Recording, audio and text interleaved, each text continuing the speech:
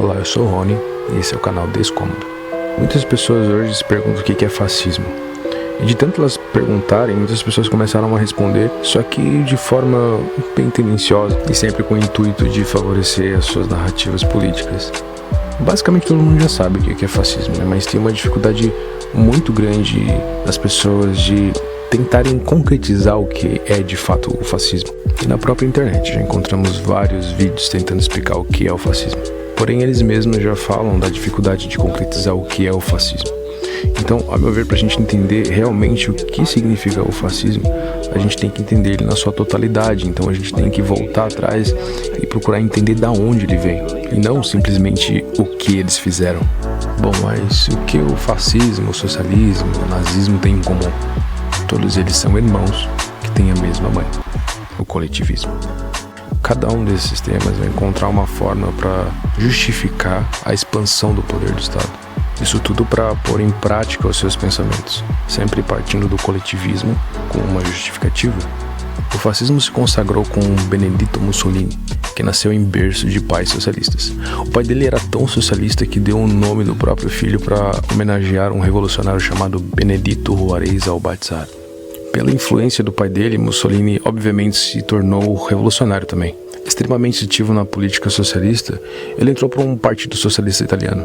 Mais tarde, se decepcionando com o socialismo, Mussolini e outros socialistas anarquistas frustrados mudaram radicalmente seu pensamento e vieram se tornar nacionalistas corporativistas, largando de vez as ideias esquerdistas, mas jamais o seu ideal revolucionário e coletivista. Mais tarde, Mussolini criou o grupo Feiti Italia Combattimento, que era um grupo que defendia o nacionalismo. Esse grupo mais tarde veio a ser o Partido Nacional Fascista. O termo fascismo é derivado da palavra latim fasces, um feixe de palha mantido junto a uma tira de couro amarrada em um machado. Esse símbolo era símbolo de poder conferido aos magistrados na República Romana de flagelar e decapitar cidadãos desobedientes. Por esse símbolo, seus seguidores passaram a se chamar fascistas. O símbolo dos fascistas simbolizava a força pela união. Uma única haste é facilmente quebrada, enquanto todo feixe é difícil de se quebrar. Fascismo é o mais puro e nítido coletivismo, a nação sob o indivíduo, tudo no Estado, nada contra o Estado e nada fora do Estado. Sua frustração não se voltou apenas aos socialistas de esquerda. Os ideais liberais de que o Estado não deve se intrometer nas ações econômicas, deixando os agentes privados trocarem suas propriedades com livre mercado, o velho laissez-faire era visto como uma insanidade e algo perigoso por parte de Mussolini. Ele acreditava no controle absoluto de tudo e de todos, usando os poderes do Estado para conseguir a unificação da nação. Há um propósito maior, cidadãos livres e não unidos em um coletivo, era visto como areias escorregando entre os dedos das mãos estatais, diferente de um coletivo, um bloco unido, fácil de manusear. Fomos os primeiros a afirmar que, quanto mais complexa se torna a civilização, mais se deve restringir a liberdade do indivíduo. Todos esses ideais coletivistas de Mussolini nada mais são que ideais socialistas. Há um grande equívoco hoje em dia de que foi Marx e Engels que inventaram o socialismo.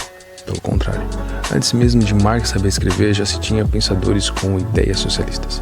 O socialismo não está intrinsecamente ligado ao marxismo, ao contrário de que muitas pessoas pensam. Exemplo disso é o outro regime fascista conhecido como nazismo. Isso responde porque o nome do partido nazista era Partido Nacional Socialista dos Trabalhadores Alemães. O socialismo é a ciência de lidar com o bem comum. O comunismo não é socialismo. O marxismo não é socialismo. Os marxistas roubaram o termo e confundiram o seu significado. Eu tirarei o socialismo dos socialistas. Hitler era socialista. Todos esses caras citados eram. A questão é que cada um deles tinha sua ideia coletivista, o seu socialismo. Uma sopa de legumes é diferente de uma sopa de carne, mas as duas continuam sendo sopas. E isso fica mais claro quando se lê os intelectuais nazistas como Oswald Spengler, Ernst Sombart, Friedrich List, Fachach von Stein, Konstantin Franz. Pela similaridade entre esses sistemas, filhos do coletivismo, Hayek mostra no livro O Caminho da Servidão a facilidade que muitas pessoas tinham para mudar de lado, de fascistas para nazistas ou nazistas para fascistas, o que nada mais era que um regime parecido com outro, porém com finalidades diferentes. E como os governos miravam nos jovens ativamente políticos para confundi-los a trocar de lado. Alguns socialistas eram internacionalistas, outros nacionalistas, mas no fundo todos eram socialistas. Todos eles queriam a mesma coisa, impor o seu verdadeiro socialismo. Como o intelectual nazista Arthur Moller von der Bruck, no livro Germany's Third Party, o socialismo internacional não existe. O socialismo começa onde o marxismo termina. Moller acreditava que cada povo tinha o seu socialismo, e essa deveria ser a base do Terceiro Império. Os socialistas nazistas atacavam fortemente os ideais de liberdade ao indivíduo defendido pelos liberais. Os socialistas nazistas tinham mais medo da liberdade do indivíduo e da democracia vinda dos liberais do que do próprio socialismo marxista. As doutrinas pelas quais as gerações anteriores às lideranças alemãs tinham se pautado não se opunham aos elementos socialistas dos marxistas, e sim aos elementos liberais, que este continha seu internacionalismo e sua democracia, ao se evidenciar cada vez mais que esses elementos eram justamente os que continham um obstáculo à realização do socialismo.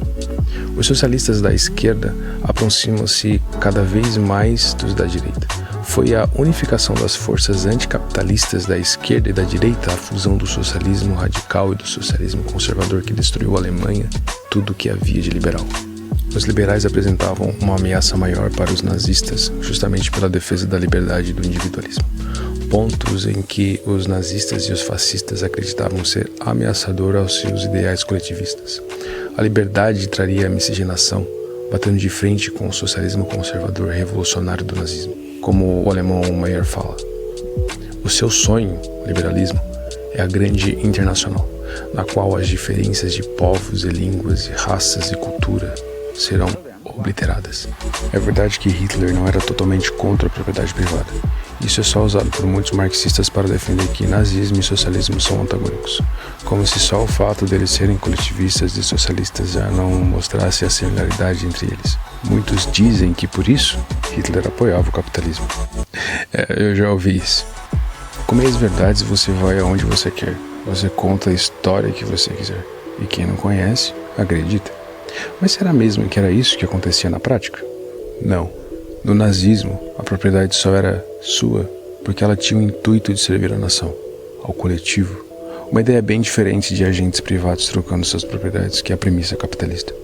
Existia uma linha hierárquica de Führer, começando com Hitler, que era o Führermeister. Os ex-agentes privados, agora chamados de Betriebsführer, nada mais eram que gerentes de seus próprios negócios, agora que suas empresas foram nacionalizadas e agora servem ao Estado. Esses ex-empresários zeladores de suas próprias empresas recebiam ordem do Ministério da Economia do Império, que determinava a essas empresas o que produzir, a quantidade, a que preço, para quem e que salário os trabalhadores ganhariam. Isso mesmo, a economia nazista era inteiramente controlada pelo Estado. Socialismo. Como que um sistema em que o dono da própria empresa não pode escolher o próprio salário ou o que produzir um sistema capitalista? É sério? Alguém pode me explicar? Empresas não precisam ter agentes do Estado no cargo de diretor, de gerente, para ser socialismo. Isso não importa, basta as empresas serem controladas pelo Estado. O fato de Mussolini ser contra o comunismo não desfaz o fato dele ser um socialista.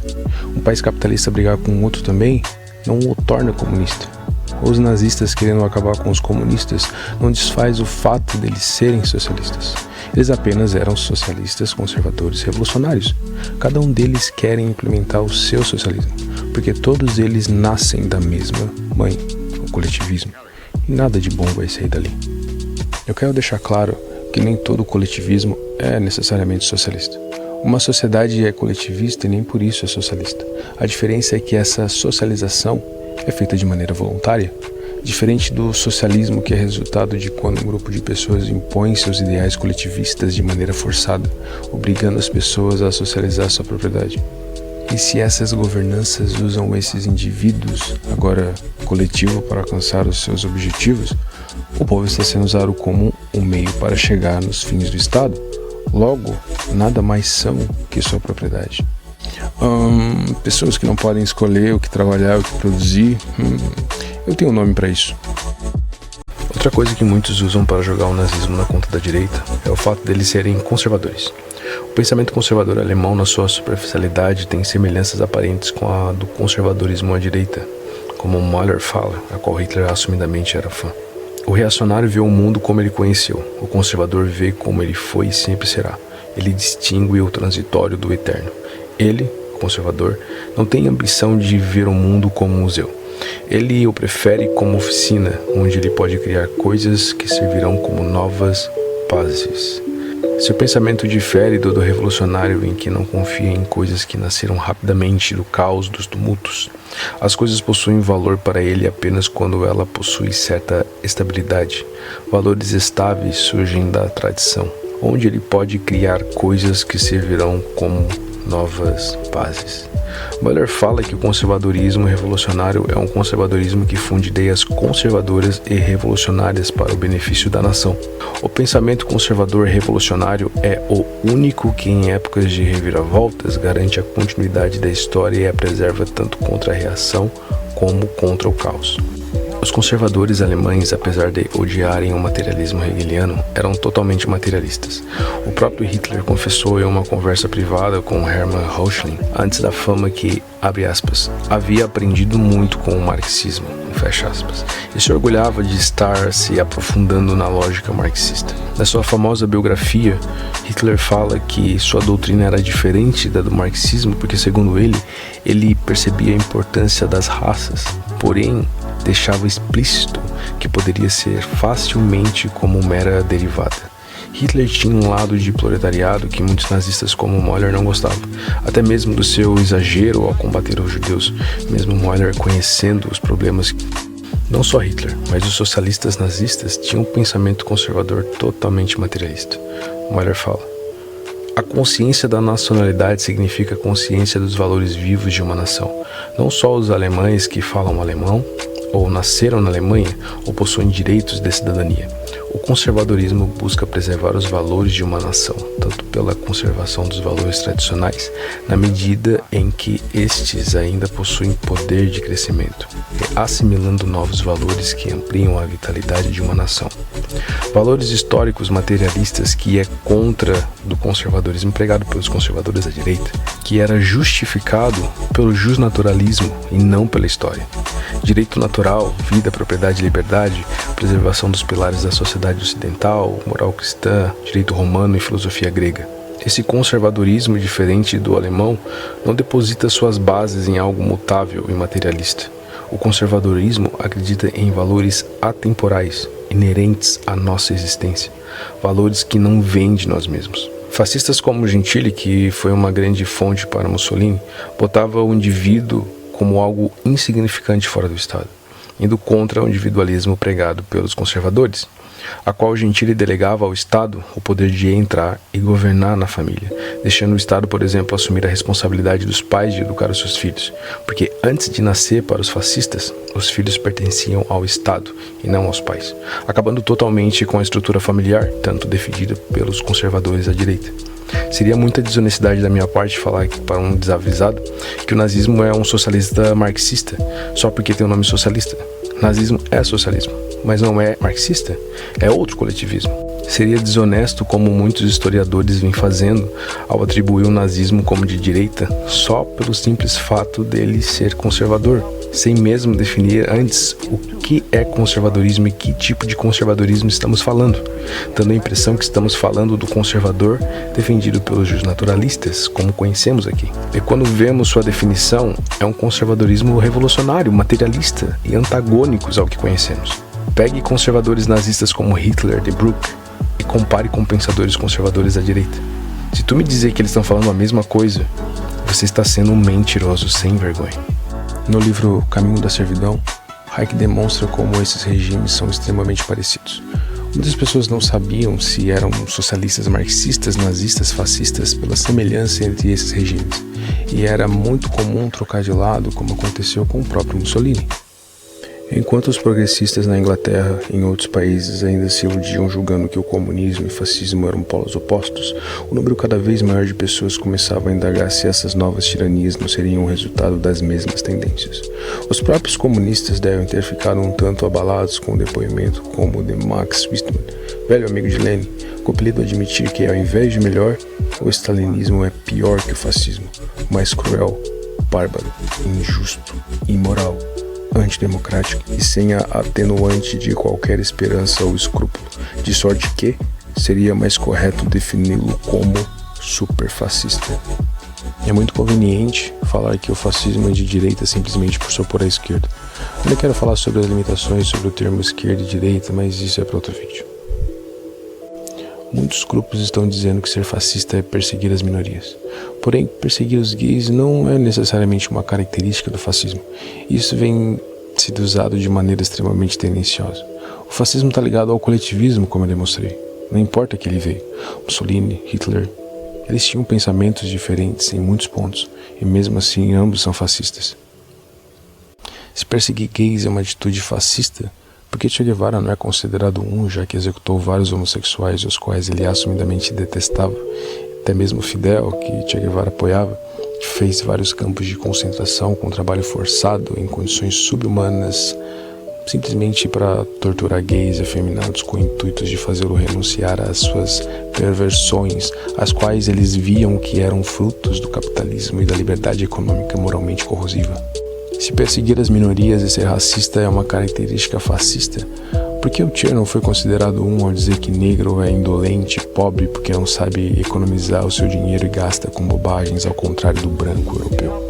Se é socialismo marxista, internacionalista, socialismo nazista nacionalista, fascismo nacionalista, pouco me importa o nome bonitinho para coletivismo. Pouco me importa seus ideais. O que me importa é que eles querem controlar a população. Bem, sabemos que isso nunca vai acontecer na Suíça, né? Se Hitler, Mussolini e Stalin sentassem em uma mesa para conversar sobre métodos para botar em prática o que cada um pensa, teriam pouquíssimas discordâncias acerca da autoridade estatal interferindo na vida dos indivíduos e controle econômico. No coletivo não existe indivíduo, não existe você, não existe suas vontades, só existe a vontade da nação, da comunidade. Ouse sair dela e você verá as consequências. Ouse falar qualquer coisa fora da cartilha coletivista e você sofrerá as consequências. No coletivismo, o indivíduo some e dá voz ao nós. Você é só um número na massa. A menor minoria é o indivíduo. Seja contra tudo que queira tirar seu direito de liberdade, tudo que queira controlar a sua propriedade. Deixei todas as referências que eu usei na descrição. Quero muito fazer um vídeo falando só sobre nazismo e se chamará As Raízes Socialistas do Nazismo. Se inscreve no canal, dê joinha, compartilhe. Valeu, até a próxima.